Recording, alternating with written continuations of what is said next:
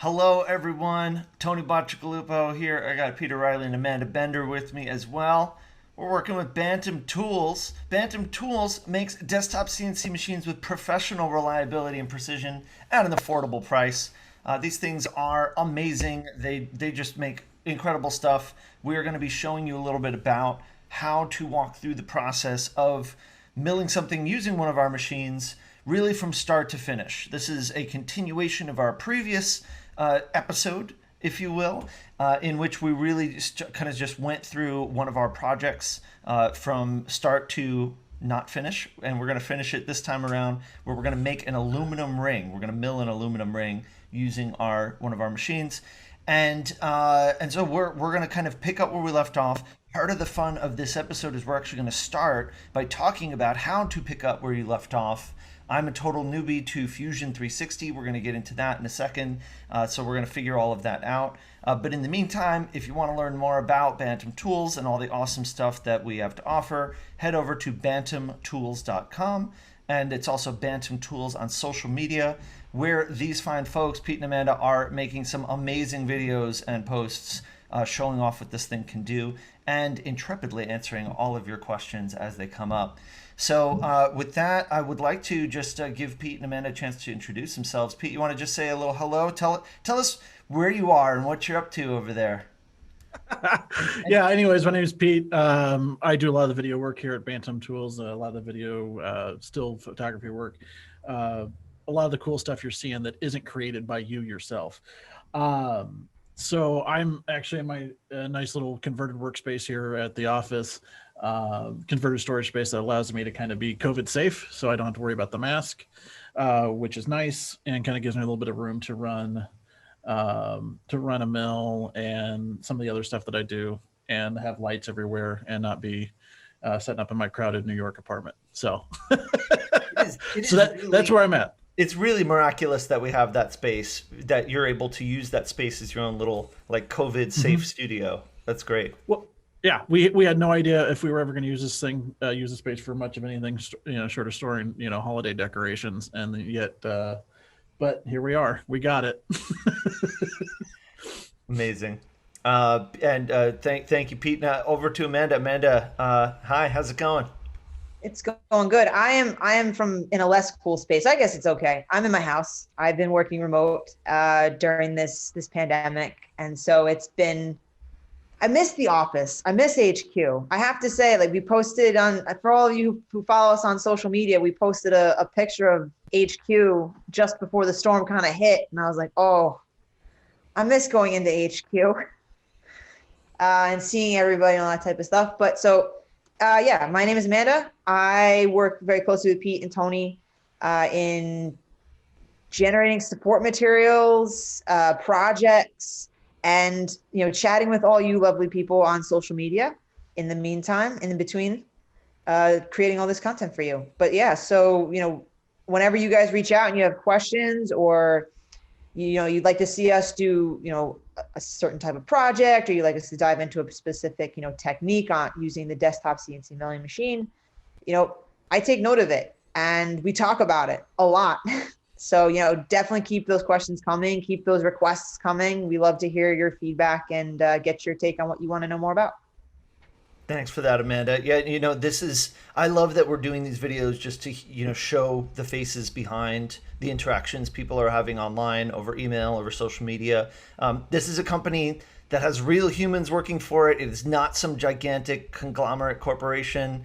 And everybody in the company is just a total nerd for this stuff, super passionate about it, cares deeply about these products in this industry, and making awesome stuff that will help you make awesome stuff. And that's really what this is all about. So thanks, Amanda. Thanks, Pete. What do you say that we get into the conversation about how to finish this aluminum ring project, and starting off with how do we pick up where we left off? How's that sound? We good? Sounds awesome. Let's do it. All right, so I'm going to pull up my screen share. And just to make it clear for everybody who's tuning in, this is... Pete and Amanda know a lot more about this than I do. They're not like ultra machinist experts. They had to learn this when they were kind of getting into the company as well.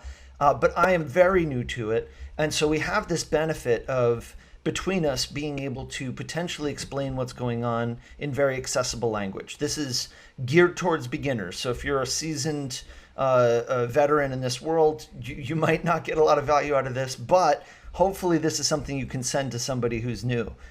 So that's what we're doing this for. And so right off the bat, we haven't recorded in a little bit. I have to come back to where we were. We were in the middle of a project when we finished our recording last time. And now I've opened up Fusion 360, which is our favorite software to use for this. There's a bunch of different softwares you can use, but it's the software we've been using. And now I see a blank slate, and I don't know where my project went. And normally what I do is I'll go up to like File and Open and see, I would see like Open Recent, but I don't see Open Recent. And so this is extraordinarily newbie, but where's my project, guys? So if you go in the top left corner, you'll have a bunch of, it's very similar to kind of, I think we kind of continue to, compare the layout of Fusion 360 a little bit to Windows, for those who are familiar with it, kind of the way that the toolbars are all set up. And then your kind of quick commands. So if you go all the way to the top left corner, Tony, where that grid is, you click Show Data Panel, the panel is going to pop out. And I don't know if you see it on my, okay. There we go. Okay. So yeah, I was going to say, oh no, am I lagging? And so if you go to My Recent Data, right at the very top, we should see a number of like the different projects that you've been working on. Yep, and there it is, spring 2021. And then if you click that, it will load. Amazing. Already this conversation has been worth my while. All right, so then I feel like I'm good to close this, yeah. Yeah, and you can X out of it, and then it'll get back into the full screen view. And then if you want to zoom in or zoom out, whatever you're comfortable with.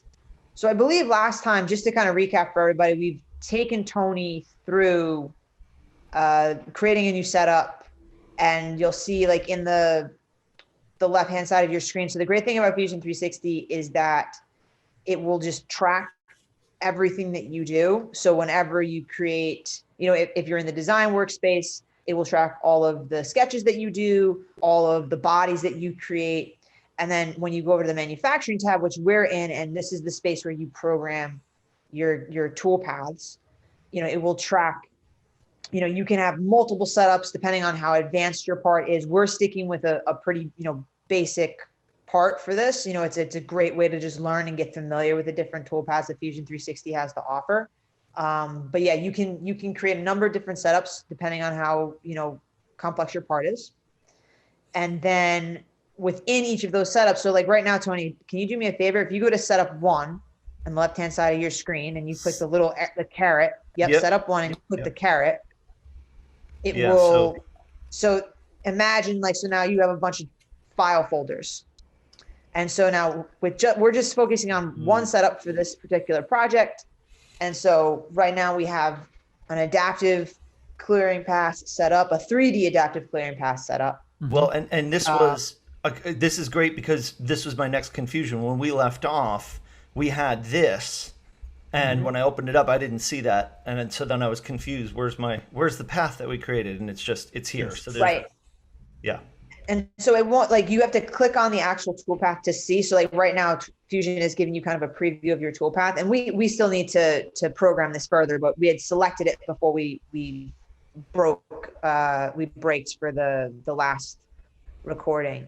I think when we saw that the toolpath that was generated was creating this plan that basically involved milling the entire material except for the ring, we said, okay, time to call this recording a day. We will pick back up next time. Right. Yeah. We're all especially right now, at least someone who's been working remote, my stock, it's the most important thing. So I'm trying to make as much, save as much of my stock as I possibly can whenever I'm machining. And so you'll already notice, if you were to go back into, if you actually, Tony, could you do me a favor? If you right click on setup 1. Right click on setup 1. Right. And then you should have the option to edit in Yeah, at the it's very not showing top. on the screen, but yeah, okay. Yeah, it's not showing on the screen, but if you right click it, it'll show up on edit. And then, uh-oh, I've lost the setup. All Okay, right, great. We here can we go. see now. So just to kind of run through like what we've done previously, just like a quick recap for you guys who want this a little bit more involved, like explanation and stuff like that. Check out our previous CNC Q&A, and this goes a little bit more in depth. But so far, we've set up our cam, we've chosen the top left box point of the stock as the work coordinate system. So remember, the work coordinate system tells the desktop CNC machine that's the point that our machine works off all its offsets. So your material offset, your plan offset, and it helps tell, basically it's a way for the Bantam Tool software to tell the desktop CNC milling machine or PCB mill, if depending on which machine of ours you're using, where your stock and your plan exists in space on the bed that you're machining on. So we picked our WCS. And I want to just pause this for a moment because Yeah. I absolutely want to underscore, because what Amanda's saying is absolutely super important, because we're working in a digital space. We got to have something that we can, we have to create a home base, right? We got to create something that everything else is relative to. And that's where that box point is that we set up. And that's where that work coordinate system is. It's all relative to what Tony's mousing over right now.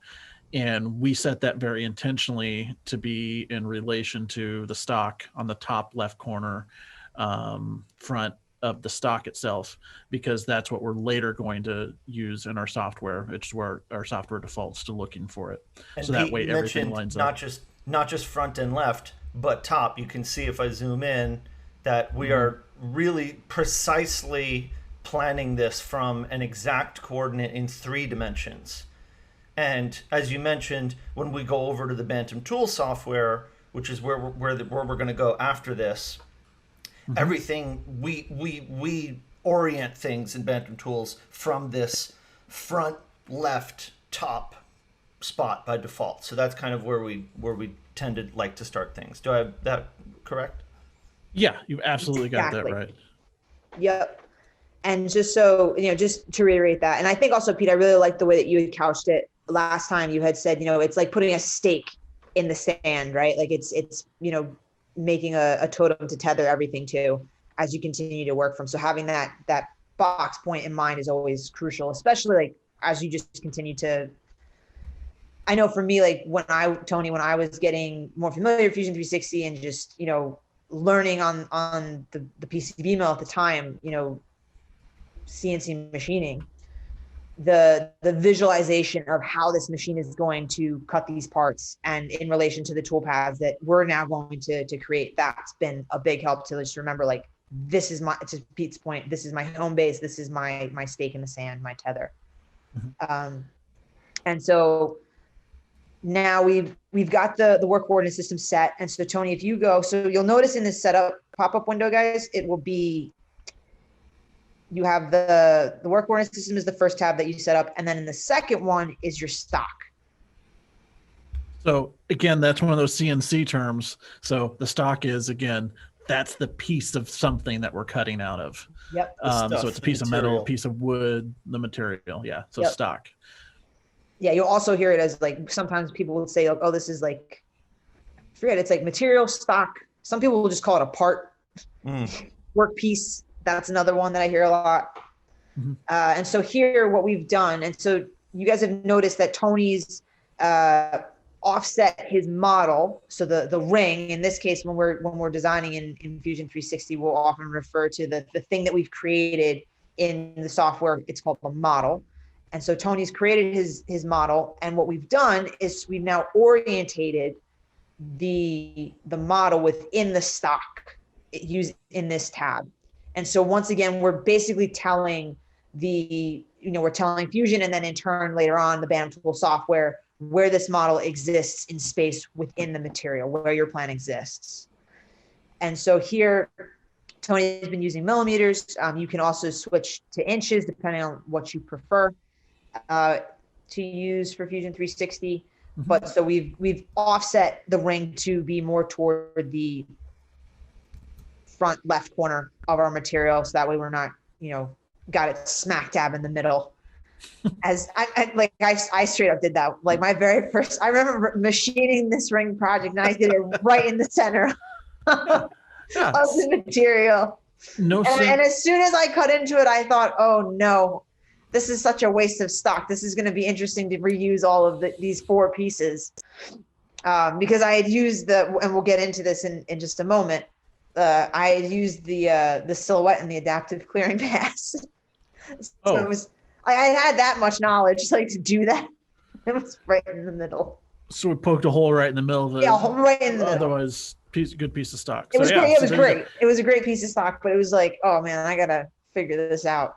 And then I used SVGs to cut it apart. Yep. And this is a mindset thing that you're going to get into as you keep pushing along, Tony. It's this engineering mindset. It's what's most efficient, right? Because you don't want to spend all day milling, right? I mean, the mill's super powerful. It's already super fast, but let's get faster. So let's be efficient with our tool paths and be efficient with what we're doing. And let's be pocket friendly as well and not be burning through a bunch of material that we don't need to. There's no sense recycling.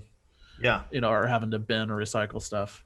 So just to recap, this kind of yellowish area is corresponding to the actual material that I have. I've already mounted it in the bed of my machine, which is sitting there ready to go. But I basically told Autodesk what my material looks like: its width, its length, its height, and so now I can see what it's going to look like when I've cut away everything from that material, right? And that's kind of what we're going to do next. Exactly, yeah. So with that tab, you orientate your model within your stock, and you tell Fusion how big your material is, because that's going to translate. And we'll get more into this when we hop into the Bantam Tools software. But because we're going to generate G-code files in Fusion 360, we're going to export them and import them into the Bantam Tools software. Everything that you input for that G-code file, the Bantam Tools software is going to read.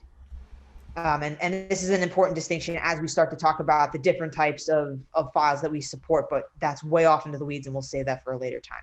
Let's take a look at that adaptive toolpath, Tony. I'm very excited. So I'm seeing there's a toolpath out of date warning. Mm-hmm. Yep. And I mean, we're gonna go back in and we're gonna kind of update and program and this type of stuff. When you were messing around, Tony, to illustrate stock size, what happened there is it then threw out all that information that it had because the stock size changed. I see. And so it's just saying, hey, I need to think again and regenerate it. Got it. So that's what we're seeing there. It might behoove us. Let's just since we're starting fresh again, let's actually just let's get rid of that toolpath and let's just start from the top on a new toolpath, and we can walk you through tab by tab, top to bottom. I didn't see Tony adjust the stock size, but yes, that's actually really important to note, though, Pete, not to underscore that, like to not overstate that enough. Like anytime, like it's all connected. It all right. flows So the minute down, you adjust right? any, like in this case, like your setup is your base in your cam setup in one programming cam. So anytime any adjustments that you make to that setup at any point in time, it's going to affect each toolpath that you've generated. And then if you start to, you can link toolpaths and different stuff like that, it's like a domino effect. So essentially we made a plan based on what this was measured to be. And then I told them, never mind, the material's actually different. And so then this plan down here is basically saying, well, wait a minute, we had a plan and now you're telling me it's different. So what do you want me to do? Right. Yep. And so that's essentially what happened. I did revert it back to the same size, but it's still a little bit like, hey, let's double check this and make sure it still makes sense. Right. And it's gonna basically, it's Fusion's way of saying like, hey, you need to regenerate this toolpath before you can go and export this G-code file. And basically when we talk about generating, it's basically like, the simplest way to think about it is, let me think about this and let me take a look at this. That's kind of how I like to think about it. Okay. But if you right click on the adaptive pass, we can go right into that pop-up window to program it. And we're going to go and we're going to do some settings so that way we're not milling this entire piece of stock. We're going to save it. We want you to have aluminum to mill after this project. Yes, I would appreciate that. I'm just going to try to rearrange my screen a little bit. So here we go. These options. Oh, cool. Great. So yeah, if you hit edit, Edit. And now, awesome. Okay, and so last time when we selected the 3 adaptive paths, we had selected an 1/8 inch flat end mill, which is a great tool to use. So just to clarify, Tony is using the PCB milling machine for this one. And so the 1/8 inch is the biggest tool that the PCB mill supports. So we want to use that 1/8 inch too. Well, yeah, but we'll recommend it. Compared to like the desktop CNC milling machine, which supports 1/4 inch tooling. So it's making that distinction. If you're using the desktop CNC milling machine, you want to probably use a 1/4 inch. We're using an 1/8 inch tool with the PCB mill. And also just for this design in general, it lends itself well. Yeah. If the tool's too big, it won't fit inside that little circle. Yep. So, that's a design consideration is That's what true. is the type of end mill you have? What are the dimensions of it? What is the geometry? Yeah. True. That's one of those terms, geometry. You're going to hear that talked about as we go through. And conversely, if I want to clear a bunch of material, if I'm going to take a big block and cut it down and get through a lot of stuff, I don't want to use a super tiny little point that's made for Right. like etching fine details, right? Because then it'll never be done. Yeah, exactly. It will get done, but you definitely you're gonna use the heck out of that tool. Yeah. Yeah, you don't want to. Yeah. You don't want to mow the outfield with a pair of scissors. Okay. That's actually the best way to put it. Yeah. Did you just come up with that, Peter? Is that like a regular one for you? No. Tony, you've yet to like witness a Bantam Tools pun war. I think we should start that today. It's a Friday at Bantam Tools. We should just drop that into the Slack channel, you guys, and see what happens. It's a lovely time. We're due for one. All right, so I'm in here. We need to change the plan. We've got the tool selected. This has all been set based on the tool and the material, right? That the software helped us to do this based on the tool library we had loaded previously, right? Exactly. So yeah, the spindle speeds, the feed rate, the feed per tooth, the cutting feed rate, that's all imported in from the tool library that we have that you can download from our getting started page in our support center. It's all the speeds and feeds are a little bit more conservative, I would say, but Yes. That's never a bad thing when you're just starting out or when you're trying to dial in a recipe for yourself, kind of dialing it back and then continuing to push the envelope to see one, how the material is going to cut, the finish that you want, all that type of stuff. Yeah, that's usually the good practice. I can think of one machinist that I work with here that does it the opposite way, but he's an R&D, so he can get away with that. he starts too high and dials back.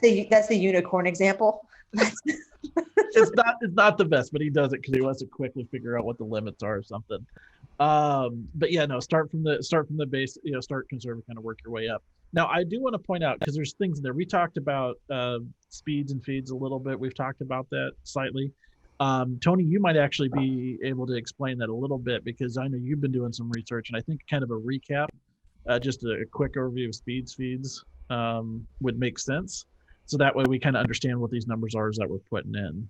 Does that sound reasonable? Yeah, and it took me a second to get the hang of this. Obviously, there's a lot to get the hang of, but when I think of speed like a car driving down a highway, which is not what we're dealing with there, right? Speed is the spindle speed. Well, there's multiple speeds we're seeing here, but in general, when we're talking about speeds and feeds, spindle speed, so it's the speed that the tool spins around. Revolutions per minute. Revolutions, exactly. And then there's the feed rate, which is the speed with which it traverses the material. Does that sound? How fast you drive your car. This is more like the what I would call the speed of a car, right? That it's right. That's you're doing inches per minute. Surface. Correct. And then we've got two different kinds of feeds. There's the step down, which is step down and step over are separate. Step down and step over. That's a whole other thing. We're going to get to that in another tab. Okay. We don't even have that here. All right, we'll For get into right, that. for right now, we're just focusing on feed and speed, but you got it. That's Okay. actually a really good, that's a good way to talk about it. All I right, think also in terms of visualizing it, I think that's great. Yeah, I'm going to try to not get ahead of myself on this. Okay, cool. That's right. So there's a couple things here, and I do want to take a moment to point out, because when you get into Fusion, and I know one of the things with me, I was like, I had some basic recommended feed and speeds. It's like, oh, it's supposed to go about this fast, and spin this fast and move this quick, right? And I was like, cool, I got all my numbers, great. What's all the other stuff? Well, it's a little more. You have the option to do a little bit more. Well, and I should depending note, on what you're doing. if you're doing something like a getting started project and you've got our tool library loaded, like we went over in the last conversation, you shouldn't necessarily have to worry about any of this. It's more about once you are starting to get a little more custom, or if you notice something's not going the way you expected it to, then it's useful to understand what's going on under the hood, so you could come back and play with these things and dial them in.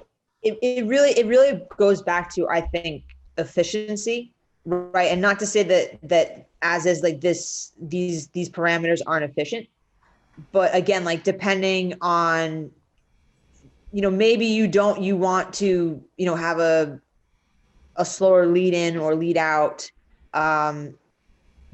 slower plunge rate, faster plunge rate. It gives you essentially more control into how the tool is going to cut into that material. And it can also vary depending on the type of material that you're using. How aggressive you go into machining wax or Delrin is going to be different than you would for aluminum or brass. With a plunge, you can use the plunge to actually go straight into stock. You don't want to do that necessarily with end mills because of how end mills themselves are designed and how they're made to cut. So for most of the time in your practice, Tony, with what we're doing, plunge rate is just simply how fast the tool goes down before it starts the cutting operation. And just for your own peace of mind, usually, going at a little slower speed is just nice. So that way you have time to pause or stop something if you see that it's not lining up right. And so that's just kind of a beginner tip for you. Usually with that plunge rate, you can be a little conservative on that, but it will add up on your total mill time. So on longer projects, you might up that. Mm-hmm. So it depends. I feel like that's like kind of always the thing with a lot of parameters in Fusion. It's like what you program. It depends. Cool. So let's keep moving. Let's go. So you'll notice then this is across the board. Whenever you go to program a toolpath in Fusion 360, you're going to have 5 different tabs. And so the first one that we're in right now, this is the tool. And so this is where you would select the tool that you're going to use. You input the spindle speed and the feed rate that you want to use. And now, Tony, if you click over to the next one, it's going to be the geometry tab. And so this is where, especially with an adaptive pass, this is where we can save a ton of time. And it is where we tell the machine that we don't want you to mill all of that material away. Right. So, this is where, when we left off last time and we were like, whoa, this is milling everything. This is a problem. Now I can see we've got this outline, and I'm guessing that what we're saying is that the tool paths we're going to program are within this outline, and we want to change that. Exactly. And actually, Tony, if you could just zoom in on your model just a little bit, so that way people can see what, just for when we select the machining boundaries, so that people can get a better. Yep. We're going. Great. Awesome. Thanks. And so this is one of those, and Fusion's got a pretty good little help tooltip here. If you hover over where it says none right now, machining boundary, I believe it should give us, it'll show us, just hover over it. There we go. So that's showing us a couple different things there as to what this is. And this is where Amanda's is taking us, is we want to be able to choose different, basically we want to restrict it. And so there's a couple options with bounding box, silhouette, or selection. Selection is something that you choose. This can also be a sketch. It can be a feature, part on there. Basically anything that you see on your model over there, it's a black line. You could use that as a selection. Yep. And then there's silhouette, which is just the footprint of it. And then there's bounding box, which is usually your stock box. Mm-hmm. And for this one, I'm going to go with selection just because, you know, we have some pretty distinct lines here. But so Tony, so if you click on the machining boundary, if you click that drop down box and you hit selection all the way down at the bottom.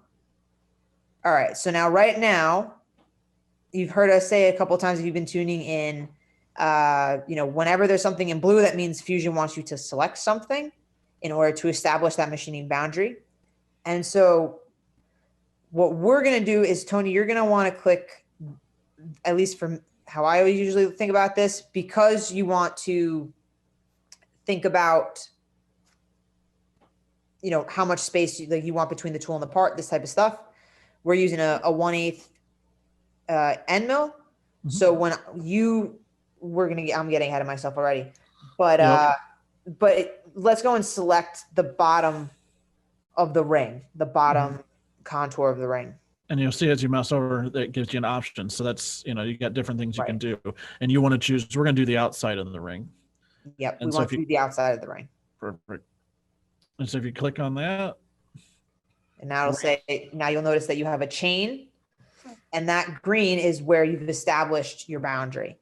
And so now if you go one down, I'll say tool containment, right? And we want to leave this tool outside of the boundary. You can also, like, going back to kind of what you were looking in that diagram before, you can control, like, do you want to go inside that boundary? If maybe you have a pocket that you want to machine, for this particular one, we're going to go outside. This is so useful, because what we want to tell the software is, all I care about is this part. I don't care about the rest of the material. So I want you to cut just this thing. I want you to give me a plan that involves just cutting this thing. However, I also want you to account for the fact that we are going to be using a tool which itself has dimensions. It has a thickness to it that has to be accounted for. So take that into account with your plan as well. And this is how I would like for you to do so. And in this case, what we want is, I just want to be able to cut this thing out from the inside of this material. So plan for the tool to be outside of the thing that I'm using as the boundary, which is so cool, because I imagine in earlier days of software, I'm already kind of tracing back, that I would have had to have done this math manually, that I would calculate the width of the tool, and then I would offset that. So I would have to, like, do a bunch of math to figure out how to come up with a plan that accounted for the width of the tool, whereas now I just click a box and tell it what to do, and it calculates it all for me. Yeah, I mean, this is literally something going back to punch cards. Yeah, exactly. Like, that's like, yes, this is game changing. Like, I know it's only a few clicks, but this is definitely a game changer. And as soon as I learned about this feature, I was like, oh my gosh, this is great. It's funny too, because for as complicated as all of this stuff is, I see something like this and I just think, wow, this is easy. Like, once you kind of get through the learning curve of all the interface pieces here, you can start to appreciate how much this is doing for you. And side note, just to plug it, because there's a lot of work that went into it, we did a history of CNC article that we put up on Medium. It's worth checking out, that we linked to. It kind of talks about some of this stuff, so you can kind of better appreciate where we're coming from. There's a lot of hard work that went into that. So, and it's, I was so much fun to learn about. It's exciting. It's kind of nice. So if you got some time, go check it out. We'll drop a link where, when we post this on YouTube, we'll also provide you guys with the link, so you can check it out too. So yeah, so we're going to choose tool containment, and then we're going to have us do the tool outside boundary, because we want to actually tool outside the boundary a little bit, because if we constrain it to just inside, then we're only going to get the center of the ring. We're not going to get the outside edge. We actually got to free it from the stock. So let's go ahead and do tool outside boundary. Right. So we already got that selected. And so now, this is where I was getting ahead of myself a little bit before, Tony, the additional offset. So now, right now, what we've contained this to is we're basically telling the Fusion 360 that we want this toolpath to be, like, right along, like, just cut out this, like, right along that boundary that we selected, and that's it. We're going to give this a little more room. So that way it makes it a little bit easier to free the piece, but then also it just helps to make the toolpath. I think it's a little bit more, I don't know if it's more efficient, but it gives us, I feel like it gives the tool a little bit more room to cut, and you have more. Exactly, because chip evacuation, there's things like that. You just got to remember when you're cutting something, the stuff you cut has to go somewhere. And with the way the end mill is designed, it's going to travel up the flutes. Those are that negative space in there, in the actual end mill that we talked about. And so that's where those flutes, those cavities, are where chips are going to fly out. And so we want to kind of give stuff. We want to give everything room. Because, can we hold the phone? Pete, that's awesome, and I want to bring this up. And I realize we're going over time in terms of our plan, so we'll just keep that in mind. But can I just understand what you just said and help me? If I've got this right. Yeah. So you said traveling up the flutes, right? So we've got like, okay. Try to use my tricks to get it to bring it back. Okay. You're almost there. Almost there. There. I might be able to show you if you, yeah. All right. But go on.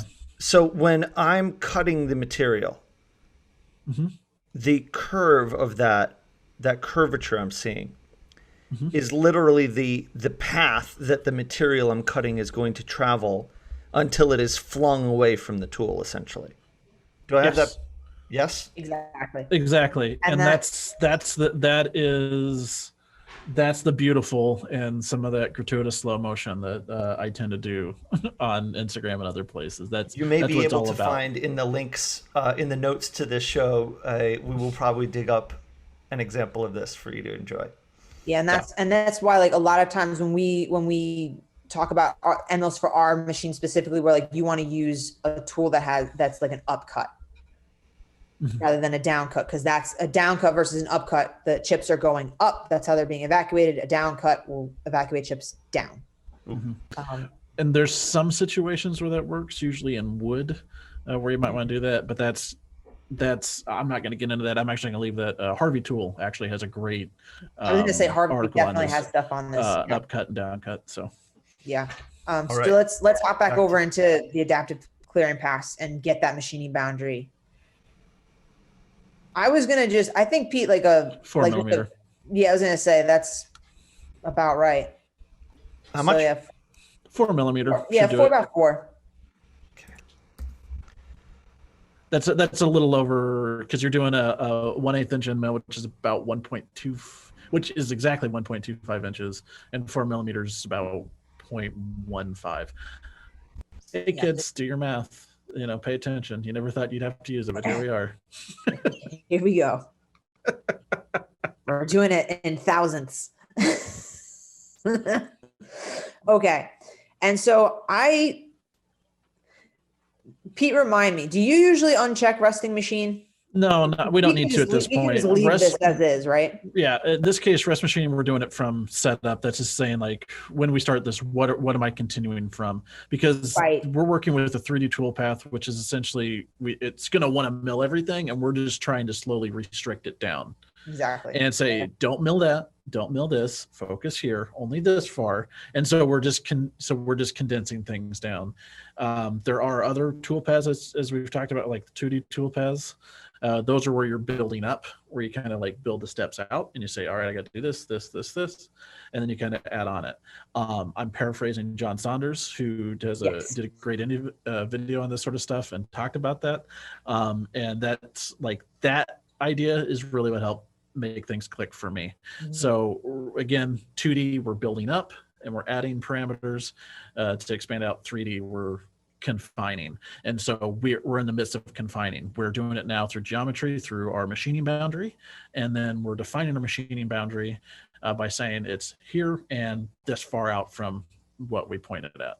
Gotcha. And so that's what we've done here. Rest machining is regards to, in this case, it's saying, hey, we want to do it from the entire stock, which is fine because it'll be the first one, the first operation that we're going to do. Here, if you want to do multiple adaptive operations, let's say you want to use a 1/4 inch to do the roughing, and then you want to do a 1/64 tiny one to do little detail work, you could do adaptive with the 1/64 and just say, hey, do everything that hasn't been done yet. And that's where you can do that here in rest machining. That's where the source is from stock. If you want to mouse over that, Tony, where it says source, there's an option from previous setup, So from previous operations and then from stock setup, those are usually the ones that that you'll be working off of. Right. And this goes back to this idea that you can very easily, everything in Fusion 360, you can kind of create as this domino effect, or as you chain. You're chain, you're consolidating. So we're not gonna touch that today. Yeah, we can we're not gonna. Yeah, we don't want to touch that. But I feel like it's important to, like, I know, like, that was like always a big question that I had when I was beginning to program, like, what is this? So let's leave that for right now, and let's go to the next tab. If you go up top, Tony, we're gonna go to the heights tab next. This is the fun tab. Okay, so this is save your end mill. So this, I think right now, just in looking at this, we could leave this as is. Exactly, for our operations we can, but I want to illustrate what this is real quick. Yes, I do want to illustrate, because this is where I like to build out more specificity and I guess efficiency a little bit in terms of how things retract and all that stuff. Maybe if Tony uses his little 3D cube there and clicks on front view, we can actually see the heights a little bit better. Yeah, Tony, if you could click front and then zoom out just a little bit. There, oh, that's perfect, actually. Yeah, actually, that's great. Yeah. So right now, and this is like a really good way to think about your piece from the bottom up. So yeah, so like right now, we'll have, obviously right now, the most important thing that I'm looking at is making sure that the bottom height is set to the bottom of our model. Mm-hmm. So that way we know, or actually rather in this case, well, we've offset the model to be zero, like flush with the stock. So in that case, they're going to be equal in that regard. So model, so like if you click right now, it's at bottom height, Tony, you'll notice, and then if you click model bottom, you can select different places, right? Like you can say stock bottom, you can say model bottom. Right now, you choosing the model bottom is totally fine because it's flush with the bottom of our stock bottom. Mm-hmm. And this just ensures that the piece is going to be fully cut out. So yeah, so we're choosing how deep to cut, where to start the cutting, and where to go when we're between cuts. Because with the CNC mill, you're going to be moving the end mill up and moving it over and then coming back down. So oftentimes just to put like framing on this. If, for example, we wanted to mill this project on top of a piece of material that is bigger than, like right now, we're just literally cutting a ring out of a thin piece of metal. If I were etching a ring onto the top of a large piece of metal, then I would use this to say, like, hey, look, there's a bunch of stuff underneath here, but we don't need to worry about that. Just start with the very top part here. That's all we're going to worry about today. Or in another case, like if you wanted to cut all the way to the bottom of the stock, you're going to basically specify, like, at what point do you want the machine to stop cutting, retract, go to the next? Does that make sense? Yeah. Okay. So Tony, if you don't mind here, I can actually show you something that's kind of fun. If you want to stop screen share for just a second, I'll show you what I've got here. Switch it over. So if we focus on me, so this is I did a project recently that required that I cut in 3 different directions, or have the stock in 3 different orientations. And then one of the things I was doing on this model is I needed to cut down, but only so far. And so in this case, I was just trying to cut into a piece of metal. And so using the heights tab, I was able to say only cut this far down. Because as you can see here, the entire piece of stock is this green part in this visualization. But I only wanted to cut down so far for this operation for what I was doing.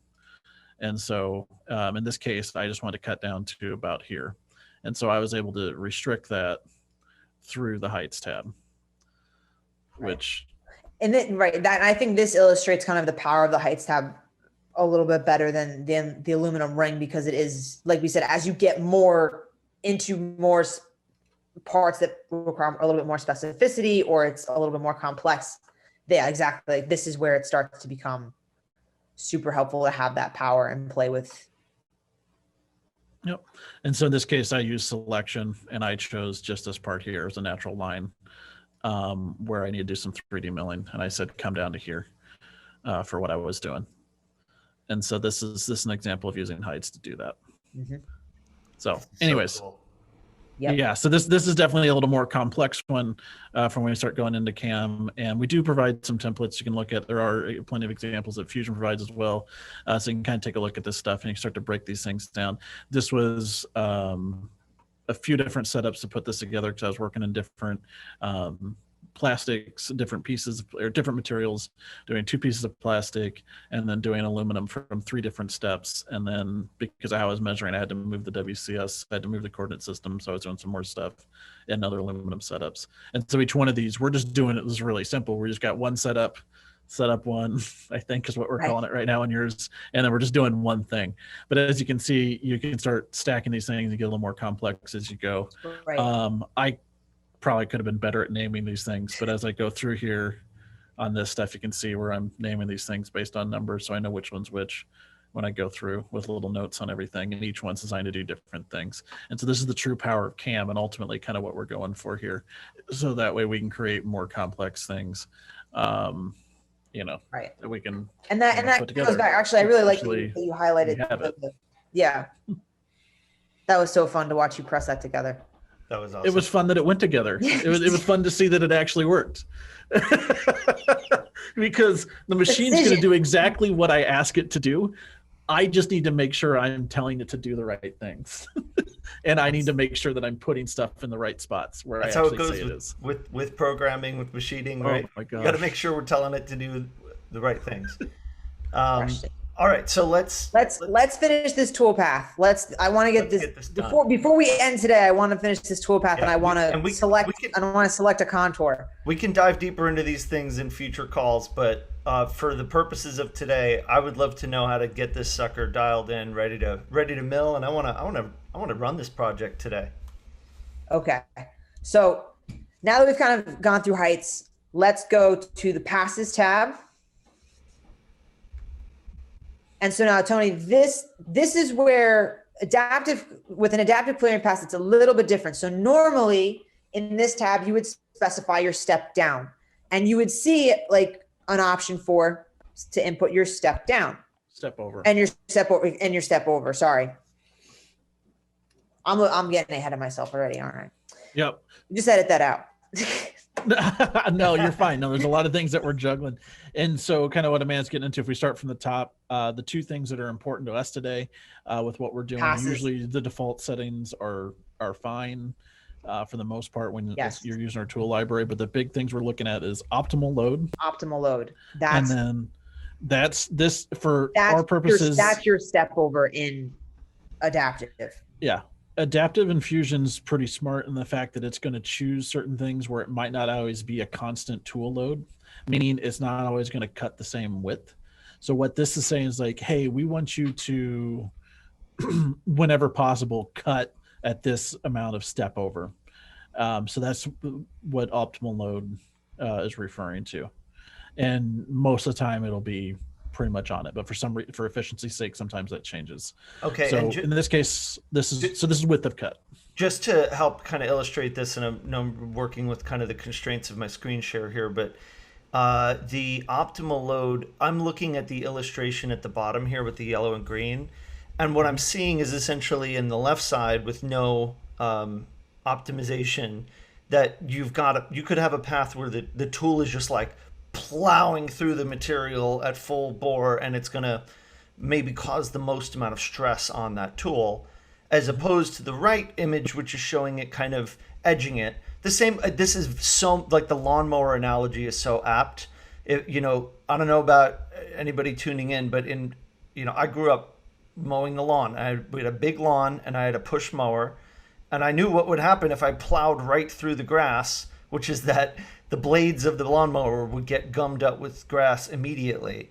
But if I edged along the grass smoothly, a bit at a time, then I would have an easier time getting through it. Mm-hmm. Yeah, okay. Less friction, less stuff, less more room for the wet grass to get out of the way. Yeah, all those things. Got it. And it's basically lawn mowing. I get it. Yep. So we got width of cut here, and so and I just want to point this out. We're going to leave it for now. Usually you do about 40% of your tool width I actually just ran the numbers. That's like for if we're using an 1/8 inch end mill right now, that's 0.05 inches. So like, and that converts like that. I just did the conversion. I asked Google real quick, and it's actually one exactly what Tony's got, 1.27 millimeters. Cool. Yep. All right. So we're good. We're at 40%. Again, and that will vary depending on, again, it goes back to one of those things. It depends, preference, tooling, material, that type of stuff. But for right now. Any kind of other major highlights in this section? Max roughing step down, because that's the depth of cut. So while it's doing the roughing, this is the maximum amount of depth that it's going to take at any given point. So how deep basically it's like how deep you're putting the ladle in the soup, I guess. I'm trying to think of this on the fly, but if you think about it, like the deeper you go, sometimes it's harder to pull the paddle through the water. Or the ladle like I just shoveled a bunch of snow. Okay, we got a bunch of snow. Oh, there we go. Like a couple of days ago, and I'm not kidding. Like I shoveled a lot, and it's like when there's like 30 inches of snow on the ground, you're not pulling 30 inches of snow in a shovel full. Like you got to do it 2-3 at a time sometimes. That's exactly the whole time. Like there's a CNC reference in here somewhere. There you go. That's your step down. And so with the PCB mill, I forget the number off the top of my head, but it's a pretty conservative number. I want to say it's like 10 thou. Yeah, I would say. Or am I way over? That's a little bit aggressive for the PCB mill. I would recommend for. It's aluminum. What is it? 3 thou? Yeah, it's 3 thou. It's 3 thou. We're just gonna go like that's like half of the. I think that's like half of his ring. We're just gonna do it in 2 passes. Okay, sorry, been working with the bigger one. We're gonna go like total high speed milling operation right now. So 10 millimeters is excessive, and that's we need to change that to whatever that is, the 2 thou. Tony, if you can just type in 2 thou. I was gonna say if you put in 2 thou or 3 thou inches, it will convert. 0.02 IN. 0.002. Yep, IN. Yep. Great. Cool. Oh crap! I hit enter. No, you're fine. That was literally the last thing we wanted. This is what you want. And now see, look, it's thinking, it's programming, it's generating. That was the last thing we were going to look at. The remaining tab, there wasn't much in there. That's more advanced stuff, and it has to do with how the tool's moving around when it's. We've covered plenty of that more already. fine-tuning. So yeah. We've now we can see that's a pass. So the first tab, which is our speeds, feeds. And then we had our second one, which constricts things. And then we had, further defines it. And then we had our third one, which was width of cut, depth of cut. And those were like and then we also talked about the other one, which was the heights, like how far down do we do our cutting, which usually that default's fine. So those stacks of red circles are the heights, the drill down.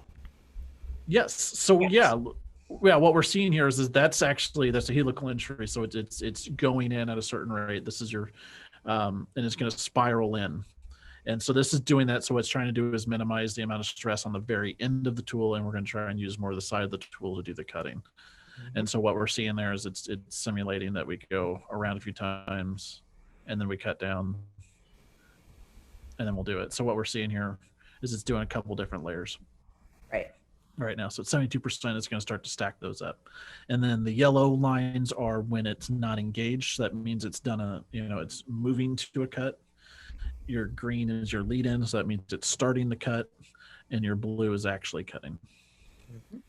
So there's some, if you're just kind of trying to figure out what's happening there, and that'll make sense when you start watching it. And as you do this a little bit, you're going to start to see the relationship between the colors. And already, like, just to call back to how this adaptive clearing pass looked before we started and ran through all those tabs. Right now, this is a much smaller tool path being cut right now. Mm-hmm. Oh, stock to leave. Yes, I just thought the same exact thing. If you go back in to edit that tool path, Tony, we want to tell it to leave no stock. Yep. By default on adaptive, the idea is that you're going to get rough walls and stuff. So you're going to want to leave a little bit, and then you do a second pass to clean it up. But for our purposes today, we're just going to try and get one tool path exported. Yep. So let's maximize it. So under I believe it's geometry, pass, passes. Sorry, I think passes. I think it's passes for this one. I'm visual, so it's Nice. that one. Stock to leave. See that little guy down Oh there? yeah. Uncheck it. Just uncheck that box. But that has to do with you can define how much left and right, Right. it leaves on the model and how much on the bottom it leaves, or on the faces. So on the top that it leaves. And so we're going to go ahead and it's going to do that calculating again. So it's figuring out the most efficient, trying to do the most efficient based on the parameters we gave it. Again, you can change those parameters yourself. And try and make things more efficient. That's what some of those other tabs were. And so you can really fine tune things, which is great for production or long jobs. Mm-hmm. Because it's amazing. Just even changing your retract heights, having them can save you 20 minutes. Yep. If you're doing a bigger, longer piece. Agreed. But that's more the extreme. We're probably with this mill, with the PCB mill, with what you're doing, we're probably talking seconds total that would be changing. Right. But when you do the big ones, Tony, it's absolutely exciting because you can get, all sorts of fun and wonderful things happen when you start doing the bigger ones, and you can get really invested in it, and it kind of takes hold. I was here. I put in some time yesterday in the shop just trying to get something done because I wanted to see how that would turn out. And yeah. It's exciting to see the thing complete, and it's exciting to know. Oh yeah, I did it. You would share some clips, and that's going to be really exciting. I think that's going to get people excited and hyped to go machine. Yeah. So while that's still continuing to think, still thinking for a sec. If we look over kind of what I'm doing, I've got some stuff up here. This is actually that piece I was talking about that I was working on. And again, this is another example of a different project that you can do, or a different type of project that I did. No, these are some of my tests, my theoretical, like maybe I could do this. There's some tests I was doing in wax. I'm very much still do this. I haven't named everything yet, but this was ultimately what I was doing in the other day. So, we did adaptive with a 1/4 inch end mill to get rid of most of the material around this. But as you can see, a 1/4 inch end mill can't get in between these little tongs. So I went a little further, and I started using a 1/8 end mill to get even further in these corners to clean up. Did myself some work to kind of to make it easier for when I eventually put the end mill in. As this is a 1/8 end mill now. And so I'm just kind of chipping away. So I'm creating tool paths to do what I need, to make happen what I want to make happen. I designed myself into kind of a corner here. And so this is some sloppy cam right here. This is not exactly what this toolpath was designed to do, but this is how I got it done because I didn't want to change the design, and I didn't have the end mill I wanted on hand. So this is kind of working with what you got, finding solutions.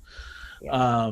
I really like cleaning up the walls here with contour. another pass. So this is using one end mill to clean up the walls because we did the roughing. So I left some stock from before, right? Left some stock, and now we've cleaned up the walls, and so we've cleaned that up. And then I used a ball end mill, and this is what took some time. I used a very small ball end mill to then go over this and get rid of what we were seeing here, which is these little steps. Because I was using a flat mill.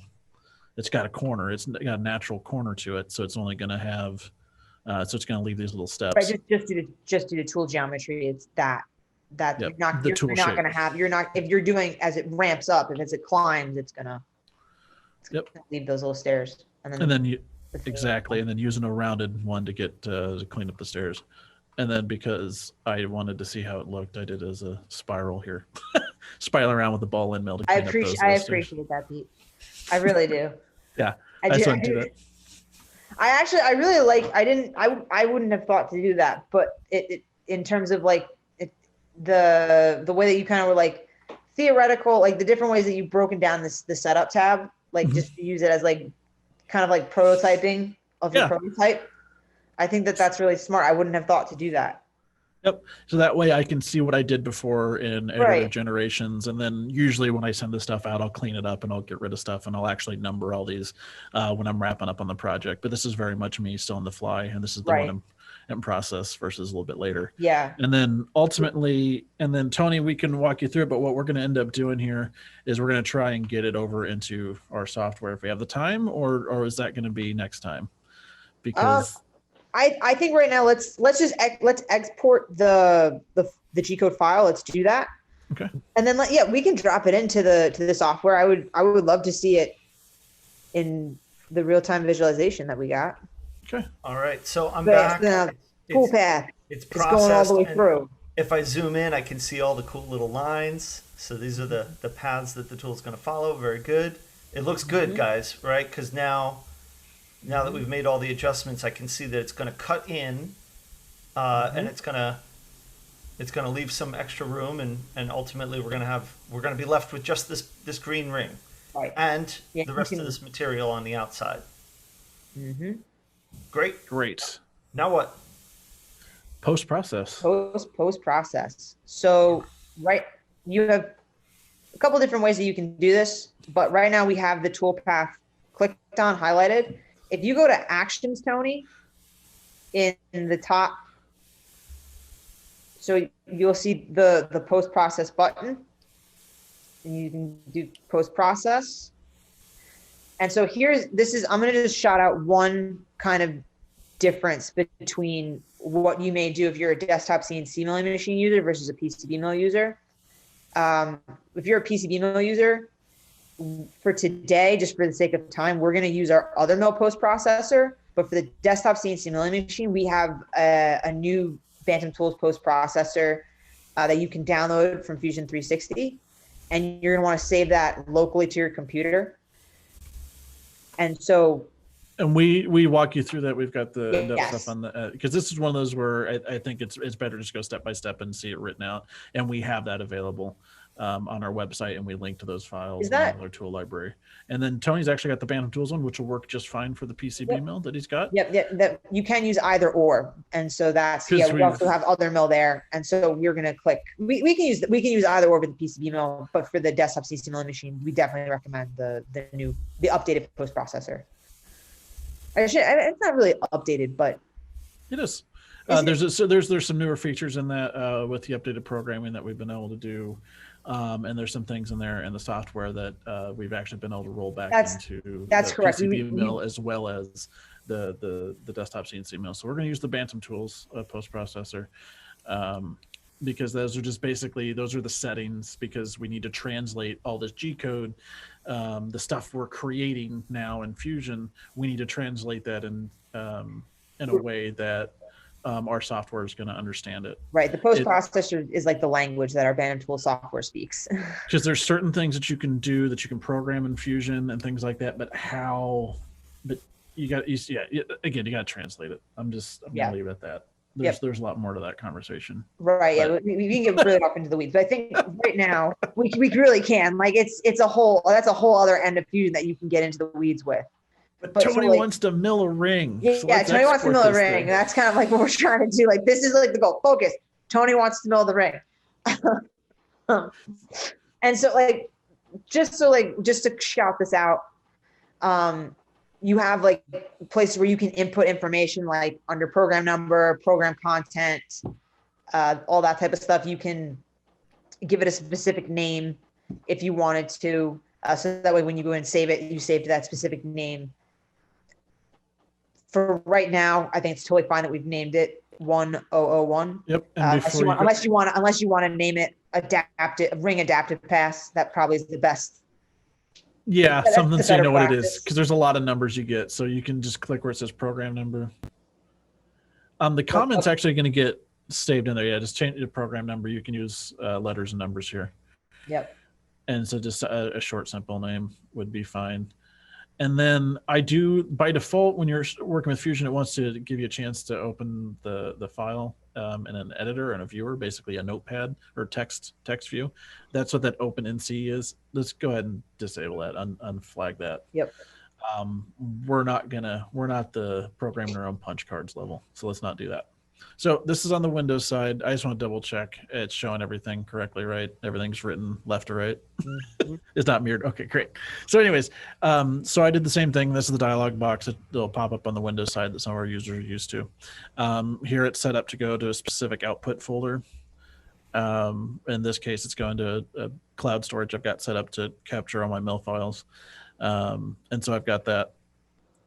And then when you post, it'll give you an option to then where you save it. It should prompt you to save some places. And so that's the Windows workflow. Anyway, so we're back. So we're at the post process tab. You can name it whatever you want. So in this case, something that makes sense to what you're doing. So that way it's a human readable thing. And then we've unchecked open NC editor. There we go. There's our save as dialog box. We just had a moment where we were having trouble getting that to pop up. And then wherever you want to do it, you can, I recommend desktop, Tony, or downloads, wherever you feel. Something, because we're then great. We have a ring file. We're done-ish with Fusion for now. So if we go over into, so right now we're on the home tab in the Bantam Tools software. And so here you can, we get a little bit of a tab walkthrough, get the lay of the land. We have a very detailed software walkthrough that we've done, both an article on it and then a video. And I'm going to kind of lean on that a little bit for those that might have more detailed questions. Yep. But essentially, the way the Bantam Tools software works, we've got all these different tabs along the left-hand side. It's designed so that you start from the top and work your way down to the bottom. Sound familiar? And so you've already gone into initial setup. Great. And then here's a chance where we're going to open the file. So let's start there. And there we go. Ring test take 3. Great. And you can open up all sorts of different files. I can't open it. It doesn't have a file extension. Really? Mm-hmm. Thanks. Thank you. This is a what file extension should I give it? .g code. You can actually spell it all out. Okay. There we go. Yep. There we go. This is great. See, this is, these are the kinds of things that would dead end me otherwise. So, look at it. There Look it at is. that. Look familiar? There it is. So we've got this opened up. It's in our software. We've got some default stock. It's not exactly the same. The blue box doesn't quite line up with the yellow box yet. We're going to sort that out. But you've got it in our software and it's there. And if you want to see what this, how these 3 axes are oriented on the front left. Exactly. Yep. And so we've lined it up to the top front left corner of the blue box here, just like we did the yellow box in Fusion. And here right now, the preview is just showing the toolpaths as the lines. If you actually want some sort of preview of what it might look like, under where we've got the option for select your milling tools now. So we've got the blue box that has, this is for this file. There we go. And we can select a tool. In this case, we're looking for the 1/8 flat end mill. Yep. Oh, wow. I haven't used the software with the PCB mill yet, but these tool libraries, Yep, let's just select the 1/8 flat end mill. Yep. These tool libraries are dynamic. The tool libraries will load depending on the machine that's connected. Got it. So if it's an older other mill, if it's from way back from the Kickstarter days, if it's a Bantam Tools desktop PCB milling machine, or it's a Bantam Tools desktop CNC milling machine, it'll load up different dynamic libraries, which is a really cool under the hood feature that I just wanted to shout out. Yeah, no, it's definitely like awesome to have the tool library be able to adjust depending on what machine you have.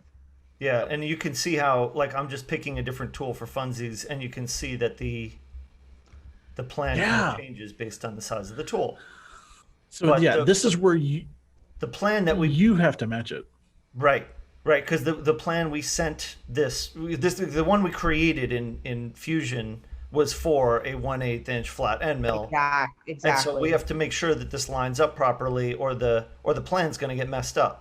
Right, like the ring is going to change. The plan's going to all be very different. So it's all the tool plan, all the toolpath, the toolpath that you programmed is specific to that tool, right? So if you opted to use a 1/16, this Yeah. So you once use something it's that's either half the size. 1/32, like the speeds and feeds there you're going to get a different finish. You might still be able to cut the part, but it's going to definitely impact how, honestly, if you use like a 1/32 end mill on that adaptive pass, I feel like it might snap it. And I want to be clear here about what's happening in our software. Since we're using G-code, the where things move, like the lines, the actual toolpaths are static. It's not going to change based on the settings that we do in our software. Right. It may change where we can change what they align to, but the toolpaths themselves are not changing. Correct. So that all comes from Fusion 360. It all comes from the G-code file that we just sent. So that's what Pete was saying before when you were saying, whatever I tell this to do, it's going to do. Yep. Mm-hmm. Okay. And this is the visualization. So we've got the preview. So even if you were to put in, you were to say it's a 1/32 and you were to chuck up a 1/32, you can see what it does. If you were to say it's a 1/32 here, but you chuck up a 1/8 and you just run it, it'll actually work. So this is for preview purposes when we're working with G-code. Got it. Okay. That makes sense? Yeah. Okay. There's workflow changes a little bit based on the type of files you're working with. So we've got G-code in there. We've matched this so our preview looks right. Then we can start following the prompts in the software to continue to set it up. Now we're on to material size. Great. This was that math I was doing. You can switch, I think it's Command U. What is the default or what's the shortcut on Mac? There you go. There you go. So you know how you were doing everything in millimeters? You could link it to millimeters here if you wanted to. Or you can switch to inches. Okay. And then I had already measured this previously, so I know that it's accurate. And I know that the tape that I use to tape it down is 0.01, so all this should be good, aligned to the left. That's thicker tape than I'm used to. Cool. And then we've got the plan, so there's the material and the offset and all these things. Right. And so we already have our plan, kind of our model offset within the stock. But this is a really good feature to use if you're using, like I know in a couple of our getting started projects with the desktop CNC milling machine, after we milled, a good example of this might be like our bottle opener. We would machine the bottle opener, we had the part, and then we also wanted to machine a custom engraving onto it. And so we used our plan placement, auto probing routines to tell, where we, to line up that SVG file with the part that we had put in. So what I managed to get is you can do some very advanced things here. So when you load up multiple plans, multiple toolpaths, things like that. With Fusion, you're going to export your toolpaths or your paths, your G-code based on the tools. So you can do 3 different 1/8 ones and you can export all in one thing. But the moment you switch up to a different tool, you need to export a different G-code file. Yeah. So you're going to start to load multiple G-code files to make something work. And I'm actually, while we're doing this, I'm going to load that up here, an example of that on my end. But Amanda, if you want to keep walking them through what we're doing next. Yep. And so so now for material setup, Tony, you have your stock, you've positioned the stock within the PCB mill on the front left corner, correct? Yes? Yes. Okay, cool. So alternatively, we could run an automated probing routine to locate your stock in space on the spoil board. Likewise, plan setup, you could run another probing routine to do those advanced things that me and Pete just talked about. Is it fair to say that becomes more useful when I'm doing working with something that is less obvious than like a very, very clear rectangle that I can just stick in the bottom left corner? Like if I'm using something with a more irregular shape or size or. Well, I mean, so the great thing about the probing routine, the automated probing routine, this is kind of how I use it in both the PCB mill and the desktop CNC milling machine. With the desktop CNC milling machine, where the automated probing routine becomes really handy is we often clamp the material down. Sometimes, it's in different places on the T-slot bed, and it's not always we're not always going to be able to clamp that or place that on the front left corner. So Exactly. like having that probing routine to locate that material quickly and easily, it just saves you more time, and you know that you have it accurately set. With the PCB mill, like to your point, Tony, you know that this is exactly, it's lined up on the corner, right, of the spoil board. So it's a little bit, you don't necessarily need the material set up, but if you wanted to, you could run it. Got it. And Okay. so, so for instance, here in the, if you want to take a look here, I want to show you a couple of things here, Tony, that I think is to our point here. So if you take a look at, so this is the CNC mill. And so there's a couple different things there because you want to figure out exactly where that stock is. Exactly. You want to know, you want to figure out where this edge is. And so through corner probing routines, we can say it's here or here, because I put that in there pretty tight, but I may, as I'm going through, I'm not necessarily going to have it in the exact same spot every single time. Mhm. So, I may be off a little bit, right? So I just slid it just a little bit. So I might be off a little further left. I might be off just a little bit this way. And so with probing routines, we can sit there and we can figure out where that top corner is, because that's where everything's coming from. In reference to that front left corner on the mill. Exactly. Yep. And so I wanted to speak to that real quick. And then I mentioned about lining up plans. Mhm. And so what I'm going to show you here is, this is an example of one of the pieces I was working at where we've got the first thing that I've loaded, which would be just with the one tool, with the 1/4" tool. And then I'm doing another G-code file, which is my 1/8 tool. And I'm going to go ahead and turn that on real quick. And so now we see how they're all stacking on one another. Mm-hmm. So you see how I brought those other paths.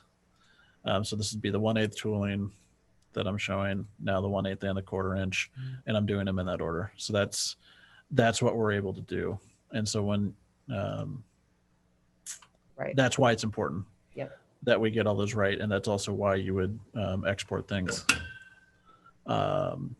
with different tools. So there we go. Thank you. We can talk more on that, because I think we're going to want to spend some time probably on fixturing at some point, like how we actually hold this in the mill.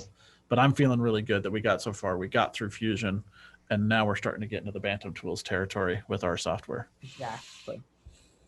And there's a lot. I feel like, I know that you mentioned the software overview and the homepage. Like on the homepage, there's like a rough lay of the land, or more general lay of the land. Excuse me. There's a lot in the Bantam Tool software to just like go down the rabbit hole with, and like in terms of features and different ways that you can preview your parts. Preview your tool paths, or just the actual part that you're going to machine, the different routines that you have available. So it's a lot of great, the tool library, the list kind of goes on now that I'm thinking about it. But yeah, so I feel like that's a whole other thing to unpack there, which is actually kind of a lot of fun to do, I think. Yeah. That's Tony, Yeah. how you feeling? We got through Fusion in 2 sittings. I'm feeling way more empowered now, and I'm very grateful for that. Right. Looking forward to actually milling this project after we get off the call.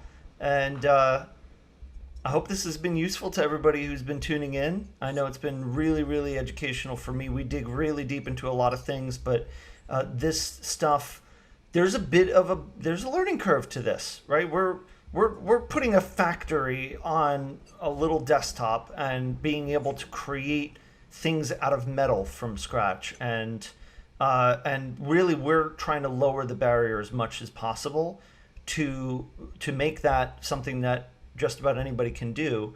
And so there are some steps. The software, as we've seen, does do a lot to make these things easier, but you do have to learn a lot of the nuances of it in order to get this right. And on the other side of it, you end up having something that you can machine very precisely to make something that looks really, really good. And so just to kind of close the loop on all this, thank you for tuning in. I hope this has been useful to you. I know if I wasn't sitting here with the two of you, it would have been super useful to me tuning in to get a little less afraid of the tools that I'm using in order to do this. And check out Bantam Tools on the socials to see what you can make with these machines when you've learned how to work these things and dial them in, because it's really incredible what you can do once you've gotten the hang of all these different pieces. We are here for you. We're here to help you out and walk you through this.